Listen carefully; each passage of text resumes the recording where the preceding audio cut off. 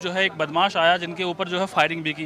क्या हुआ पूरा मामला विस्तार से बातचीत करने के लिए स्वयं शंटी साहब इनसे बातचीत करते हैं। सर, सुबह ये कितने बजे घटना हुई और क्या कुछ रहा था, डिटेल से बताएं।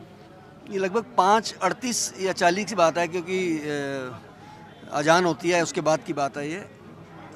किसी ने घंटी बजाई ज़ोर ज़ोर से, और अक्सर रूटीन में बच्चे आते हैं टेस्ट कराने पेपर। पहले मैंने मिसिज़ को कहा, मिसिज़ नहीं उठी, फिर मैं उठा, दोबारा फिर घंटी बजी है और 8-10 बार बजी है, क्योंकि वो सारा कुछ सीसीटीवी फुटेज में आ चुका है। तो मैं बाहर निकला तो सिर्फ 2 लफ्ज़ उसने बोले हैं। मैंने देखा अंदर से अच्छा वाला आदमी खड़ा है, हेलमेट पहना हुआ है, कपड़े अच्छे हैं, फ्लीट्स पहने हैं।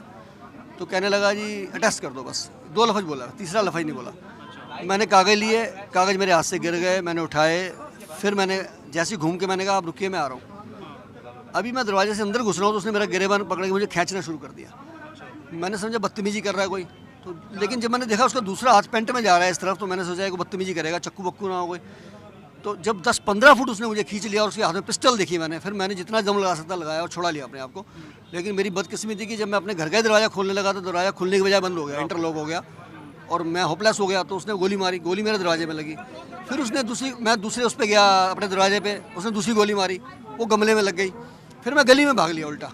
गली में भागते भागते उसने सीधी फायरिंग करी मेरे ऊपर। सीधी फायरिंग भी मेरे पास से निकल गई, परमात्मा ने बचा दिया मुझे।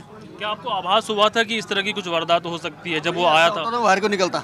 ऐसा होता तो मैं बाहर ही क्यों निकलता? जब बाहर निकला था, जब उसने जेब में हाथ डाला था, उससे पहले कुछ नहीं था, एक अच्छा सूटेड बूटेड आदमी था। कभी कोई फोन पे थ्रेट कॉल आए हों या इस तरह की कोई? नहीं, लेटेस्ट ऐसा कुछ नहीं हुआ। 2007 में कभी गोली चली थी मेरे ऊपर, अभी ऐसा लेटेस्ट कुछ नहीं हुआ है। तो उसके बाद पुलिस को कॉल किया, फिर जॉइंट सीपी भी यहाँ पे पहुंचे थे, उनसे क्या बातचीत रही? उन सब ने बयान वगैरह लिए हैं, फुटेज ले लिया सीसी की, अब वो अपने कार्रवाई करेंगे। कोई ऐसा रिमोट तो नहीं होता है, समय से सब पता लगेगा। आप यहाँ पे काफ़ी पॉपुलर हैं, सबसे मिलते जुलते रहे हैं, क्या कोई शक है किसी पे कि कोई आपसे रंजिश हो या कुछ पुराना हिसाब हो, उसकी वजह से ऐसा कर रहा हो? मुझे नहीं लगता कि हमने अपने जीवन काल में किसी का नुकसान किया हो, किसी का हक मारा हो, जाति की हो।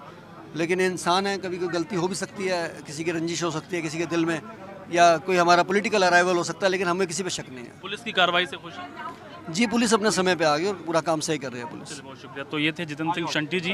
अच्छी बात ये रही कि इस गोलीबारी में उनकी जान जो है बालो बाल बच गई। कैमरामैन रमेश के साथ दीपक सिंह, P7 न्यूज़, दिल्ली।